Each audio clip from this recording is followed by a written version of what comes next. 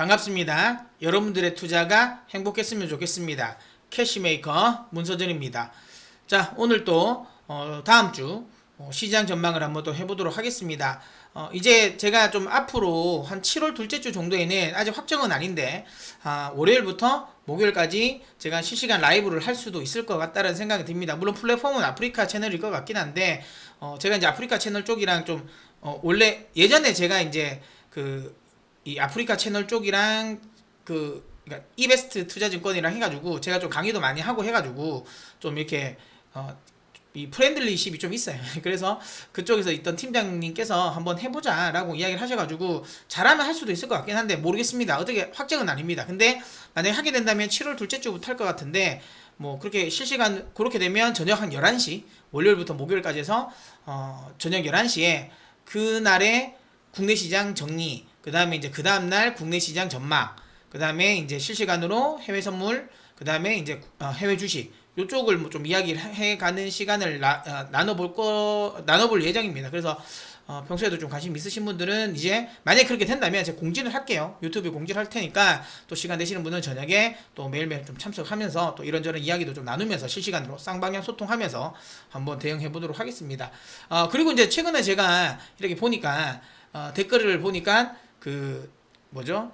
토마토 TV부터 보신 분들이 많더라고요. 그래서 댓글에 남기셨던데요. 뭐 딴 거는 없고 제가 아무래도 토마토에 있을 때보다는 좀 저 혼자 한번 해보고 싶었어요. 그러니까 새로운 플랫폼을 제가 한번 만들어 보고 싶다는 생각이 들어서, 그리고 이제 제가 좀 회사에서, 저희 회사가 뭐 아시는 분은 아시겠지만 어쨌든 회사에서 좀 이런저런 할 일이 좀 많았어요. 그래서 좀 토마토에 묶여 있는 거는 조금 이런저런 제가 효율이 좀 안 나서 좀 나온 경우도 있고, 그럼 제가 제 스스로의 좀 플랫폼도 한번 만들어 보고 싶고 뭐 이렇게 해서 뭐 겸사겸사 나온 겁니다. 뭐 토마토에 뭐 별로 나쁘게 나온 것도 아니니까. 뭐 어쨌든 혹시라도 토마토 또 보고 오신 분들은 또 이쪽 채널에 있으면 많이 볼 수 있으니까 많이 좀 찾아주시고, 또 구독이랑 또 좋아요, 뭐 댓글도 많이 달아주십시오.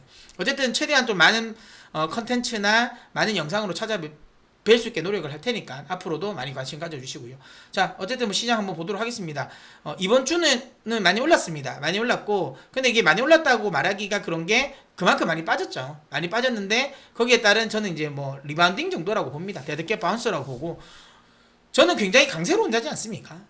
저를 아시는 분들은 제가 엄청난 강세론자는 걸 아실 건데, 그럼에도 불구하고 최근의 반등은 저는 큰 의미로 두지는 않습니다. 왜냐하면 이번에 반등 나왔을 때의 반등의 대체적인 게, 그러니까 반등의 이유가 다른 건 없잖아요.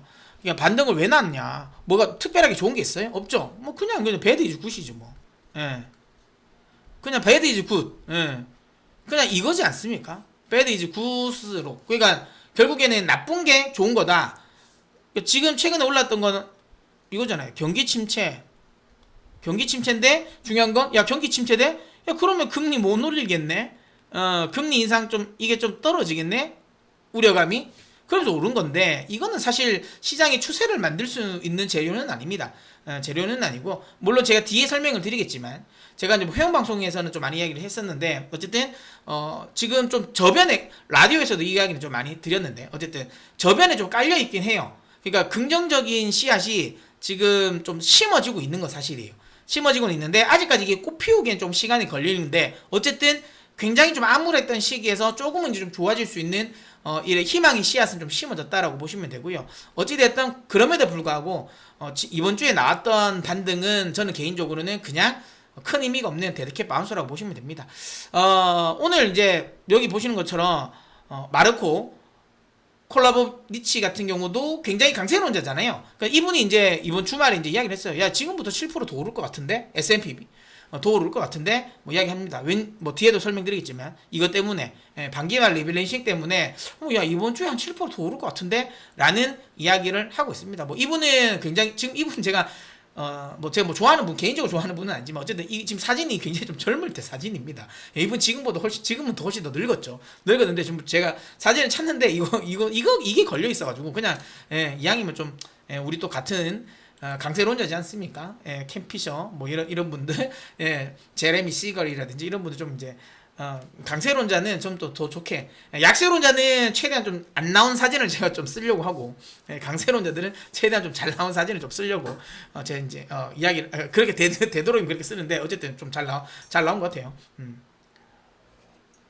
하여튼 이제 이 리밸런싱 이런 기대감으로 다음 주까지도 좀 오르지 않을까라는 생각을 하는데, 저는 이 의견은 저도 동의를 합니다. 동의를 하지만 중요한 건 이게 어찌되었던 그거는 아니라는 거예요. 그러니까 아직 추세를 돌렸다라고 보기는 어렵습니다. 저는 뭐 TV에서도 그래야 이야기를 했고, 그 다음에 라디오에서도 이야기를 했고, 그 다음 우리 고객 방송에서도 이야기를 했고, 지금 제가 우리 저 유튜브 여기 영상에서 여러 차례 이야기를 드렸지만, 저는 시장은 지금의 상황은 그러니까 이 2030년까지는 저는 대세 상승이라고 봐요.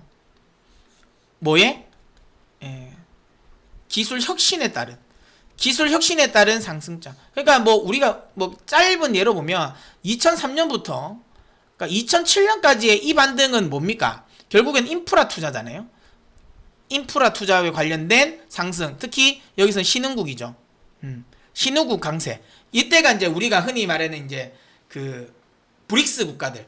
그러니까 뭐 그 중국, 인도, 뭐 브라질, 뭐 이런 국가들이 이제 시장에 어쨌든 뭐 이 시장을 선도하면서 결국에 이들 국가들이 이제 경제 성장률이 좀 빠르게 했고, 그러면서 그쪽에서 나오는 인프라 투자라든지 뭐 이런 것들 때문에 글로벌 전체적인 시장 자체가 굉장히 좀 좋아졌죠.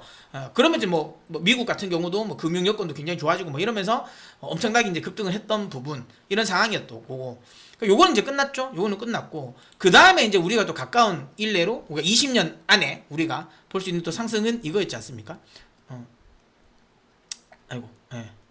2010년부터 해서 한 2000 뭐 한 그러니까 얼마까지 2020년까지는 가야 되겠죠. 2020년 맞죠? 2020년 요까지의 상승.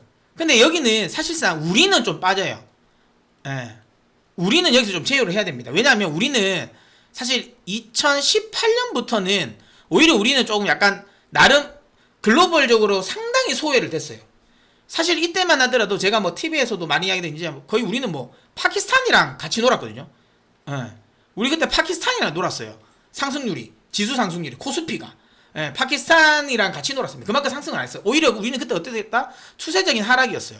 2018년까지는 조금 막 초반까지는 막판에 빡 반짝, 특히 이때 이제 바이오 붐 나오면서 반짝 올랐고, 그리고는 그냥 내리 그냥 그 팬데믹까지 그냥 쭉 빠졌어요. 2년 동안. 사실 이게 약간 우리는 먼저 대세 하락장이 왔었어. 글로벌은 그렇지 않아. 근데 이제 뭐 그냥 우리는 그랬는데 요거 빼고 어쨌든 글로벌적으로 2010년부터 해서 2020년까지 또 엄청난 또 상승이 왔잖아요. 이건 뭡니까? 이때는 유동성장이죠. 그때 이제 리만 이후에 시장 유동성을 엄청나게 퍼붓고, 그러면서 상대적으로 지금과 다르게 계속 이제 디플레이션과 싸우면서 금리를 안 올리는 상황. 그 과정에서 이제 경기가 좀 살아나고 있는 그런 것들이 나오면서, 이거 약간 뭐 그때는 우리 골디락스라고도 했죠. 뭐 신골디락스라는 말까지 나올 정도로 이때는 뭐 채권도 괜찮았고, 그러니까 원래부터 채권이 강하면 이 주식은 좀 약하고, 주식이 강하면 채권이 좀 강하고 뭐 이런 쪽이었는데, 이게 그게 아니라 두 자산 모두 좀 강한 그런 시장이 나왔죠. 뭐 지금과 반대죠. 지금은 다 채권도 약하고 주식도 약하지만, 저 때는 주식도 강했고 그 다음에 채권도 강했습니다. 왜? 그때는 유동성장이었으니까 시장에 풀려져 있는 돈으로, 뭐 어쨌든 돈으로 살 수 있는 건 지금 다 올리는 거고, 지금은 완전 반대잖아요. 긴축 사이클로 나오면서 지금 모든 돈으로 살 수 있는 건 다 내려. 사실 지금 올라가는 거는 달러화를 제외하면 거의 없잖아요. 거의 대부분 다 내립니다. 다 내려. 그러니까 코인도 내리죠. 왜? 코인도 돈으로 사는 거니까. 코인도 내리죠. 채권도 돈으로 사는 거 내려. 뭐 원유가 그나마 오르긴 했지만 나머지 원자재 뒤에 설명이 되지만 원자재도 최근 들어서 좀 많이 내렸어요. 뭐 하여튼 그런 식의 상황이 지금 좀 반대 상황. 그러니까 어쨌든 10년을 움직였다면, 이제 그 다음에 이제 팬데믹이 나오고 그러니까 2020년 그 흐름은 이제 끝난 거죠. 끝난 거고, 그러니까 다시 이제 지금부터 다시 시작하는 거죠. 엄밀히 따지면 2010년부터 2019년까지라고 봐야 되겠죠. 어쨌든 그러면서 지금 다시 오르고 있는 상황인데, 이거는 저는 2030년까지 봅니다. 지금부터 또 10년이라 저는 생각을 해요. 그러니까 왜 그러냐면, 이때는 기술 혁신으로 봐요. 기술 혁신. 그러니까 지금 팬데믹을 인류가 맞으면서 비대면 관련 시장이 굉장히 커졌고, 단순히 비대면만 커진 게 아니죠. 그러니까 비대면이 커지면서 클라우드 시장이란 거, 그 다음에 뭐 메타버스라는 거, 이런 것들이 이게 이제 덩달아 커지면서 기술 혁신이 나온 거고, 그 다음에 여기에 최근 들어서는 인플레이션에 대한 우려감이 심하면서 이 인플레이션이 이제는 이제 시장에서, 그러니까 기업들은 이 인플레이션을 타개해 나갈 거 아니겠습니까? 그럼 그 타개해 나가는 과정, 특히 러시아 우크라이나 사태로 인해 가지고 또 에너지 혁명이 또 이루어지면서 뭐 이런 것들이 전체적으로 시장을 강하게 앞으로 10년은 강하게 끌고 올라갈 것이다. 그래서 제가 이제 매일 여러분들에게 강조드리는 거 전신자, 그러니까 여기서 이제 살아남는 거 전기차, 그 다음에 신재생, 그 다음에 자동화, 이런 것들이 이제 계속 이제 기술 혁신들이 좀 올라가면서 이런 기업들로 인해 가지고 시장이 상승을 한다. 2030년까지 뭐 그런 저는 이제 그 흐름으로 계속 보고 있는데, 그 흐름 안에서 저는 지금은 좀 조정기다라고 좀 보고 있고요. 여전히 저는 리세션은 오지 않는다. 오더라도 아주 짧게, 그러니까 반기 정도, 그러니까 6개월 정도죠. 6개월 정도 짧게 오고 올라가지 않을까라는 생각하기 때문에 시장에서 우려하는 뭐 많은 약세론자들이 예상하고 있는 뭐 대폭락장, 그러니까 뭐 버블의 붕괴, 뭐 이런 상황은 저는 연출되지 않을까라고 좀 보고 있어요. 어쨌든 저는 그렇습니다. 그러니까 어쨌든 그런 상황에서 시장이 이제 그만큼 저는 좀 긍정적으로 보고 있음에도 불구하고, 하지만 아직은 그래도 시장은 조금은 더 조정을 줄 수 있는 요인 더 줄 수 있지 않을까라고 봅니다. 왜냐하면 그런 대세 상승을 타기 위한 아직 명분은 만들어지진 않아서, 제가 늘 이야기 드린 것처럼 시장이 좀 추세를 바꾸려면, 상승으로 바꾸려면 명분이 필요한데 아직은 추세를 바꿀 만한 명분은 없다. 그 명분은 뭐 우크라이나 사태가 끝나거나 아니면 인플레이션에 대한 우려, 인플레이션이 확실하게 정점으로 꺾였구나 라고 느껴져야죠. 그 둘 중에 하나라도 나와야 되는데 아직까지는 아니라서 이 부분은 조금 더 시간이 좀 걸리지 않을까라는 생각을 합니다. 하지만 단기적으로는 그래도 좀 베어마켓 랠리는 좀 나올 수 있을 것 같다라는 거고요. 그래서 다음 주, 내일부터죠. 내일부터 어쨌든 시장은, 그러니까 이번 주에 많이 올랐음에도 불구하고 다음 주도 저는 조정보다는 그래도 상승 쪽이 조금 더 기대감이 있다라고 보고 있습니다. 자, 이유는 지금 이야기하는 것처럼 다음 주면, 그러니까 월 말이기도 하고요. 그 다음에 반기 말입니다. 6월 말이잖아요. 그러니까 반기 말이면 사실상 반기 말에는 리밸런싱이 많이 나옵니다. 대표적인 펀드들이 우리가 이야기하는 MSCI 지수도 이때 많이 바뀌죠. 리밸런싱이 많이 바뀌고, 그 다음에 주요 펀드들도 이쪽에 많이 바꿉니다. 많이 바꾸는데 많이 바뀌죠. 반기이기 때문에. 근데 특히 이런 이 펀드들의 리밸런싱, 특히 반기 리밸런싱 같은 경우는 좀 세게 나옵니다. 특히 지금처럼 조정을 많이 줬잖아요. 조정을 많이 줬기 때문에 오히려 이때 좀 저가 매수라는 생각, 특히 한 3분기에는 이 인플레이션이 좀 정점으로 좀 지날 가능성이 높다라는 생각에, 그러면 생각보다 시장이 조정이 안 줄 수도 있다는 생각을 하거든요. 그러면 일부 조금 액티브 펀드들 중에서는 그래도 여기를 바닥이라고 생각하는 펀드들도 많단 말이에요. 그렇다면 그들 쪽을 중심으로 해서 조금 저가 매수세가 좀 강하게 유입될 가능성도 있기 때문에 지금은 제 개인적인 생각에는 특히 이번 주는 조금 더 불을 뿜을 수 있지 않을까라는 생각입니다. 물론 우리 고객들과 함께 저희는 그 옵션 포지션도 지금 항생 옵션도 지금 우리는 들어가 있긴 하죠. 콜옵션이 들어가 있고, 어쨌든 상방으로 조금 더 강하게 치고는 있어요. 강하게 치고 있는데 어쨌든 이런 기대감을 저는 계속 좀 가지고 있기 때문에 이번 주까지는, 그러니까 다음 주까지는 그래도 흐름은 나오지 않을까라는 생각을 하고 있어요. 그래서 여러분들도, 다만 이건 있어요. 그러고 나서 그러면 이게 완전 추세를 바꾸고 계속 올라갈 것이냐라는 부분인데 그거는 좀 아닐 것 같아요. 그래서 만약에 다음 주, 그러니까 내일부터죠. 내일부터 한 일주일까지, 만약에 금요일까지 시장이 오른다면 저는 주 초에는 일단 홀딩이 맞다라고 보고요. 이제 주 후반부터는 좀 포트폴리오를 좀 재편하는 생각을 하시는 것도 괜찮다고 봅니다. 왜냐면 그러니까 이번에 반등을 이용해서 그동안 좀 속썩였던 종목들 중에서 좀 추려내고, 그걸 좀 잘라내고, 그 다음에 오히려 그리고 나서 좀 눌릴 때 그러니까 새로 오히려 좀 집중하겠다라는 종목을 선택을 해서 그쪽을 오히려 지금부터 좀 조정시 추가 매수 한다는 생각으로 들어가는 전략이 좀 옳지 않을까, 더 좋은 전략이 아닐까라는 생각을 해요. 어차피 떨어져 있는 상황에서는 파는 건 의미가 없잖아요. 의미가 없는데 이번에 좀 반등이 나오면 조금은 포트폴리오를 좀 재편할 수 있는 기회를 한번 줄 것 같아요. 그럼 그때 이번을 좀 잘 노려서 좀 포트폴리오를 조금 더 좀 손질을 해놓으면 저는 한 10월달 정도에는 그래도 좀 포트폴리오가 조금은 더 깔끔해지고, 그 다음에 좀 수익률이 조금은 더 많이 올라와 있지 않을까라는 생각을 합니다. 이거 나중에 좀 조금씩 더 자세한 이야기는 계속 이제 여러 영상을 통해서 좀 설명을 드리도록 하겠고요. 어쨌든 지금은 좀 다음 주 전략과 관련된 부분 이야기 드리도록 하겠는데요. 어쨌든 지금 시장에서는 이런 이 반기 리밸런싱 기대감으로 좀 오를 수 있다라는 거고요. 그리고 또 하나는 시장에서 지금 인플레이션에 대한 정전 기대감이 좀 있습니다. 그 뭐냐면 지금 계속 시장은 뭐 인플레이션이라고 이야기하고 언론에서 자꾸만 뭐 높은 물가 이런 이야기가 나오지만 이미 유가를 제외하면 좀 의미 있는 하락들이 대체적으로 많이 나왔어요. 자, 이 보시면 구리입니다. 구리 비철금속 중에 구리인데, 자, 구리 가격이 최근 들어 보시면 아시겠지만, 여기 표를 보시면 아시겠지만, 물론 아직까지는 여전히 상승 추세고 비쌉니다. 하지만 그래도 중요한 건 좀 꺾이는 모습을 좀 보이고 있죠. 예, 꺾이는 모습을 좀 보이고 있고, 그 다음에 보시면 여기 강철이거든요. 강철 같은 경우도 최근에 좀 확실하게 좀 꺾였죠. 뭐 사실상 보시면 작년에 엄청나게 올랐다가 그 급락이 났어요. 그러다가 연초에 좀 올랐다가 다시 꺾이기 시작했습니다. 예. 그래서 저는 뭐 이것 때문에 저는 조선주를 좀 좋아합니다. 조선주들 해볼만 하다라고 이야기 드리는 이유 중에 하나가 조선주도 그렇고 그냥 풍력 관련 종목들, 해상 풍력 관련 종목들. 왜냐면 이런 애들이 철강 가격이 굉장히 민감하거든요. 근데 뭐 후판 같은 것들을 쓰니까, 그 다음에 이제 뭐 특수가 해상 풍력도 이제 특수강이죠. 예, 특수관을 또 써야 되니까 뭐 이런 것들이 대체적으로 철강 가격이 올라가면서 마진이 안 나왔는데 이게 이제 마진이 좀 나올 가능성이 높아요. 그 후판 가격 상승세도 이제 많이 누그러진 상태고, 뭐 이런 철강 가격 자체가 좀 누그러지니까 대형 이런 강관을 쓰는 대형 철판을 쓰는 업체들은 지금은 좀 좋아질 가능성이 높지 않을까라는 생각을 합니다. 보시는 것처럼 굉장히 원자재가 많이 올랐다고 하지만 최근 들어서는 확실하게 꺾이는 모습을 보이죠. 자, 이것뿐만 아닙니다. 이것뿐만이 아니라 다른 것들도 좀 그렇죠. 보시면 요거는 이제 곡물 관련 쪽인데요. 곡물도 저희는 이제 밀을 하방으로 쳐놨죠. 매도를 지금 계속 가지고 있는 포지션을 가지고 유지하고 있는데, 밀 같은 경우도 보시면 많이 떨어졌습니다. 밀 같은 경우는 제 영상을 꾸준히 보신 분은 아실 거예요. 제가 미리 급락을 할 수도 있을 것 같다라고 이야기 드렸고, 이거 저희 지난주 영상에서도 저는 이야기 드렸습니다. 인도를 이야기 드리면서 인도가 이제 밀을 좀 수출하려고 한다. 지금까지 자기들이 먹었는데 이제 그 남아서 이제 밀도 좀 수출을 하려고 한다라고 이야기 드렸고, 그거 이제 궁금하신 분들은 뭐 지난 영상을 보시면 됩니다.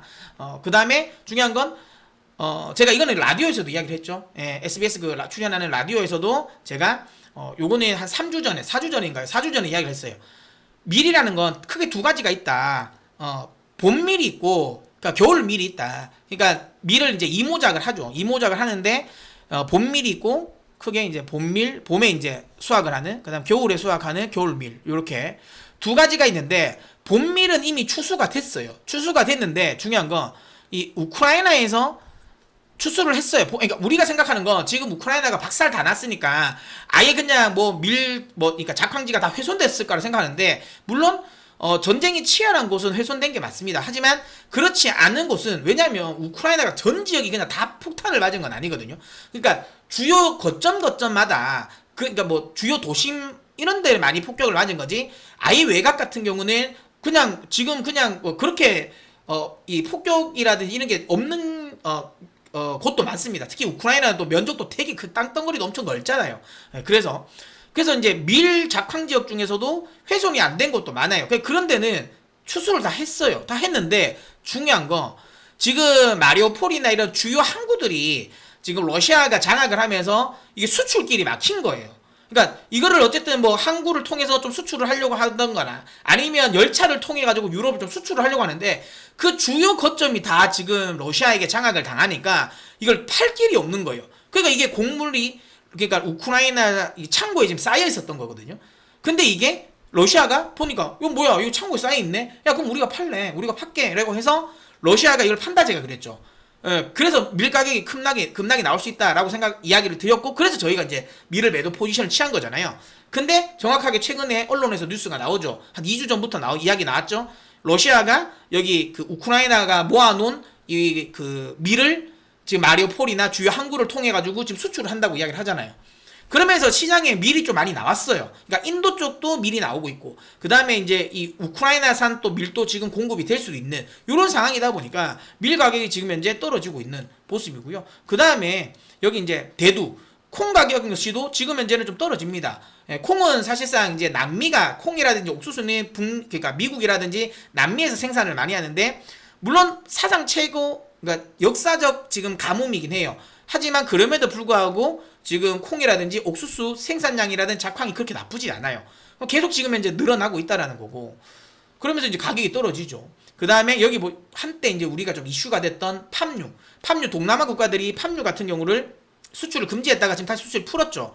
보시면 아시겠지만 급락을 합니다. 팜유가. 그러니까 뭔가 엄청나게 곡물 같은 경우도 우크라이나 사태 때문에 어마어마하게 비싸질 것 같지만 보시는 것처럼 최근 들어서는 확실하게 꺾이는 모습을 보였고, 이것뿐만 아닙니다, 여러분.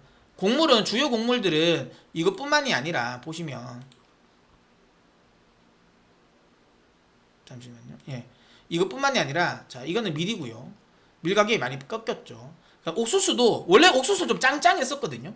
짱짱했는데 최근에 좀 눌리는 모습을 보였고, 그 다음에 쌀, 여기 보면 이제 러프 라이스, 이게 쌀이죠. 이게 쌀 같은 경우도 보시면 고점에서 좀 찍혀 내립니다. 이건 동남아에서 원래는 식량 안보 때문에 좀 자기들 수출 안 했어요. 꽁꽁 싸맸다가 싸맸는데 계속 생산량이 느는 거야. 그 자국민에 자꾸만 쌓이잖아요. 그러면 자국의 가격이 떨어지잖아. 그러면 자국민의 피해죠. 그러니까 농민들, 자국 농민들에 대한 피해니까 이걸 이제 풀은 거야. 그러니까 이제 지금 이제 다시 이제 쌀도 나오기 시작하죠. 그러니까 쌀도 떨어지죠. 뭐 아까 얘기했던 대두 같은 경우도 이렇게 지금 좀 짱짱하게 버티다가 최근 들어 좀 떨어지는 모습도 보이는 거죠. 그래서 이런 식으로 곡물도 지금 은연중으로 사부작 지금 어떻게 된다? 예, 다시 떨어지고 있다. 좀 안정되고 있다라는 거. 자, 그 다음에 경기도 경기지만 최근 들어서 뭐 2차 전지라든지 이런 것들 때문에 가격이 많이 올랐었던 또 비철금속 가격, 특히 알루미늄이라든지 니켈 가격도 최근 들은 안정을 찾았습니다. 보시는 것처럼 알루미늄도 엄청나게 많이 올랐다가 보이세요? 3월 기점으로 해가지고 완전 지금은 거의 뭐 폭락. 오히려 그러니까 작년 저점 수준까지 떨어졌습니다. 그 다음에 니켈 같은 경우도 이거는 뭐 이 급등은 사실상은 조금 그러니까 프로그램 매매를 그러니까 악용한 거죠. 프로그램 매매를 좀 악용해가지고 약간 지금 인위적인 공격이 들어가서 급등하긴 했는데 어쨌든 간에 니켈 가격이 저런 식으로 폭등을 했다가 지금은 다시 그 폭등 전 가격까지 다시 급락을 했습니다. 양극재 관련 부분도 좀 괜찮아질 것 같아요. 왜냐면 워낙 이제 양극재는 하이니켈로 가니까 니켈 가격이 너무 많이 오른 거에 대해서 이거 뭐 러시아 관련 이제 우려감도 있었죠. 왜냐면 사실 니켈 자체는 러시아가 많이 생산하는 건 아니에요. 실질적으로는 오히려 남미 쪽이 더 많이 생산을 하고 호주 쪽에서도 많이 생산을 하고 있는데, 고순도 니켈 같은 경우는 러시아가 많이 생산합니다. 고순도 니켈 같은 경우는 60% 이상이 러시아산을 쓰거든요. 그러다 보니까 이제 이쪽 관련 부분 리스크가 많이 컸다가, 근데 이것도 지금 보시는 것처럼 굉장히 가격을 안정히 찾았다는 거죠. 그러니까 원자재 시장에서 원유를 제외하면 대체적으로 지금 뭐 원유 때문에 인플레이션에 대한 우려감이 굉장히 크지만 그 원유만 딱 떼놓고 보면 이제 최근 들어서는 지금 3월 달부터는 어느 순간 지금 안정을 찾고 있다라는 거예요. 이게 결국에는 시간차를 두고 우리 CPI라든지 안에 PC 물가에 영향을 미친다는 겁니다.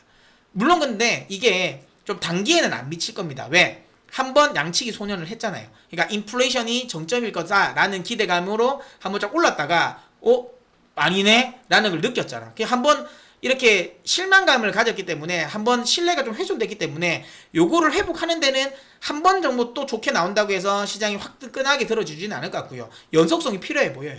그렇다면 인플레이션 정점에 대한 기대감은 저는 개인적으로는 그게 한 7월이나 8월 정도? 한 8월 정도 되겠죠. 8월 정도 나오면 이거는 좀 연속성이 있겠네 라는 생각을 할 것 같아요. 그렇다면 이제 잭슨홀 미팅 기점으로 해가지고 요런 것들이 다 복합적으로 나오면서 조금 더 시장은 이 금리 상승에 대한 우려감도 좀 완화될 것이고, 그다음 그렇게 된다면 또 경기 침체에 대한 우려감도 좀 완화되고, 그런 걸로 인해 가지고 시장은 조금 더 다시 한번 그때쯤 반등의 시점을 찾지 않을까라는 저는 기대감을 좀 가지고 있는 상황이다라고 이야기 좀 드려보도록 하겠습니다. 어쨌든 이런 식으로 해서 좀 인플레이션이 좀 정점에 대한 기대감은 있다. 이게 시장이 좀 저변에 깔려 있는, 그러니까 제가 이제 희망의 씨앗이 좀 심어지고 있다라고 보시면 되고요. 단순히 이런 원자재뿐만 아니라요. 최근 들어서 미국의 임금 역시도 지금 많이 좀 내려가고 있죠. 왜냐하면 뭐 신규 실업수당 청구 건수도 좀 늘어났고, 근데 이게 경기 침체에 대한 우려감으로 이야기하기에는 좀 이제 어폐가 있는 게, 제가 이것도 누차 많이 강조를 드렸습니다. 앞선 영상에서도. 그러니까 이 팬데믹 이후에 폭발적인 수요, 그러니까 비정상적인 수요인 거죠. 이게 뭐 서비스 수요든 재화에 대한 수요든 간에 어쨌든 보복 소비로 인한 이런 비정상적인 수요가 발생을 하면서 고용 역시도 비정상적으로 순간적으로 많이 늘린 거예요. 근데 이게 조금씩 안정화를 찾으니까 고용 역시도 정상화를 찾아가는 과정이라고 보시면 돼요. 그러니까 실업률이 높아질 수는 있다. 근데 연준도 이야기했잖아요. 실업률이 높아질 수는 있다. 근데 한 4% 정도 보더라고요. 근데 4%를 가지고 경기가 침체됐다고 보긴 좀 어렵거든요. 뭐 그런 것들을 본다면 오히려 그렇게 고용이 조금씩 정상화되는 과정이라면 공급에 대한, 그러니까 그렇게 된다면 이제 이 수요에 대한 부분이 조금 줄어들고, 그러면 공급에 대한 부분도 좀, 공급이 좀 타이트했던 부분도 지금 조금 완화가 되면서 결국에는 임금 상승률 자체도 좀 낮춰지는, 이건 역시도 좀 인플레이션을 좀 제한할 수 있는 요인이다라고 저는 보고 있습니다. 그래서 좀 시간이 지나면, 하반기가 좀 된다면 확실하게 인플레이션과 관련된 부분은 좀 시장을 좀 누르는 거 좀 덜하게 되지 않을까라는 생각이 들고요. 이런 것들이 나온다면 결국 시장은 좀 올라가지 않을까라는 생각을 하고 있어요. 그 다음에 이건 아까 이야기 드린 것처럼 이제 이 리밸런싱 매수가 이번 주는 나올 거다. 이거는 뉴욕 증시뿐만 아니라 국내 시장도 이 리밸런싱 매수가 좀 나올 것 같아요. 그리고 신용도 상대적으로 좀 많이 털려 있는 상태고, 물론 아직까지 한 2조 정도는 더 털려야 된다는 이야기가 나오고 있긴 하지만 어쨌든 리밸런싱 매수와 관련된 부분 역시도 지금 좀 기대해 볼 수 있는 상황이라고 보시면 되고요. 그 다음에 뭐 시장이 올랐는 건 경기 침체에 대한 우려감이, 이게 지금 앞서 이야기한 배드 이즈 굿이죠. 그러니까 경기 침체 나오면 금리 인상 못하지 않냐? 못하지 않을까라는 거. 그렇게 된다면 결국은 또 시장은 좀 올라가지 않을까라는 좀 기대감 또 있는 건데, 근데 이거는 뭐 전 개인적으로는 뭐 굳이 이게 좀 장기적으로 시장을 올릴 재료는 아니라고 봅니다. 이거는 장기적으로 시장을 올릴 재료는 아니라고 보는데, 뭐 하여튼 그럼에도 불구하고 어쨌든 시장을 좀 반등을 시켰던 요인은 맞으니까, 예, 그렇게 일단 보시면 될 것 같고요. 어찌되었던 요런 것들을 감안을 한다면 당장의 시장 자체가 오를 수 있는 건, 그러니까 이게 다음 주, 그러니까 이제 월요일, 내일부터죠. 내일부터 해서 금요일 정도까지는 시장은 그래도 상승이 나올 거고, 하지만 그럼에도 불구하고 이걸 추세로 바꿨다라고 보기는 어렵다. 요 기회를 이용을 해서 좀 포트폴리오를 재편하는 시간을 우리는 가지자라는 거고, 하지만 그리고 나서 좀 떨어질 거예요. 다시 떨어지고. 왜냐면 결국에는 연준이 바뀐 건 없을 거고, 물가 같은 경우도 지금 당장에 이런 기대감은 있지만 당장에 확 꺾이진 않을 거니까 결국은 다시 어느 정도 올라가면 내려갈 겁니다. 떨어지겠지만 중요한 건, 저는 그게 정말 마지막, 제가 보기엔 조정장, 이번에 조정의 마지막 조정의 클라이막스가 되지 않을까라는 생각을 하고 있고요. 결국에는 시장은 8월달 잭슨홀 미팅을 기점으로 해가지고 본격적인 반등이 나올 거라고 저는 보고 있고, 그렇게 해서 한 10월달까지 반등이 나올 것 같고, 뭐 그 미국의 중간선거 때 때문에 11월달부터 좀 흔들릴 거예요. 그리고 뭐 내년도 뭐 경기 침체 관련된 이슈도 연말이 되면 좀 나올 거니까 한 11일, 12 정도는 또 한번 눌렸다가, 그 다음에 이제 내년 한 1분기에는 실질적인 경기 침체가 나오지 않는 걸 확인하고 나면 다시 한번 강하게 올라가지 않을까라는 뭐 저의 생각입니다. 어쨌든 뭐 장기적인 이런 이 전망치도 이렇게 이야기 드리도록 하겠고, 단기적으로 본다면 다음 주 정도만 보더라도 단기적으로 보면 일단 시장 자체는 그래도 좀 하방보다는 상방이 맞다. 다만 이게 추세를 바꾸는 흐름은 아니기 때문에 이번 반등을 이용해서 좀 포트폴리오 재편을 좀 활용을 하자. 재편을 좀 하자. 이렇게 이야기 좀 드리도록 하겠습니다. 그 다음에 이제 좀 눈여겨볼 만한 자료가 있는데, 만약에 이게 그런 거 있지 않습니까? 뭐 시스템적인 리스크가 있던 거나, 아니면 뭐 전쟁으로 인한 대공황이 왔었던 거나, 뭐 이런 식의 정말 초대 하락이 아니면 지금이 바닥권이라는 거예요. 일단 여기 보시면, 표를 보시면 아시겠지만, 이게 이제 지금 1900, 그러니까 그 대공황, 그러니까 2차 대전 딱 직후, 그때부터 지금까지 약세, 그러니까 20% 이상, S&P 500이 20% 이상 조정, 고점 대비 20% 이상 조정 줬는 게 한 13번 정도 됐어요. 그럼 그 13번을 평균을 내보니까 얼마나 빠졌냐? 평균적으로 한 33%가 빠졌다라는 거예요. 그러니까 약세장일 때 평균적으로 33%가 빠졌고, 고점 대비. 그 다음에 이걸 회복하는데 평균적으로 한 2년 가까이 걸렸어요. 23개월 평균이에요. 그렇게 일단은 봤다라는 건데, 중요한 건 이거예요. 근데 이게 뭐냐면, 이거는 그냥 평균인데, 만약에 이게 초대하락, 그러니까 고점 대비 40% 이상 빠지는 시장이 아니라면, 고점 대비 40% 이상이 빠진 시장이 아니라면 어느 정도의 평균이냐? 평균, 그러면 고점 대비해서 27% 정도 빠졌다라는 거예요. 27% 정도. 그러면 얼추 나스닥은 이미 왔어. 나스닥은 이미 이거 다 왔고, 그 다음에 S&P 500도 한 20%까지 갔다가 이제 지금 뭐 아까 기사 발생했는데, 어쨌든 그렇다 하더라도 얼추 다 왔었잖아요. 그 다음에 요거를 평균적으로 회복하는 건 13개월이 한 1년 정도.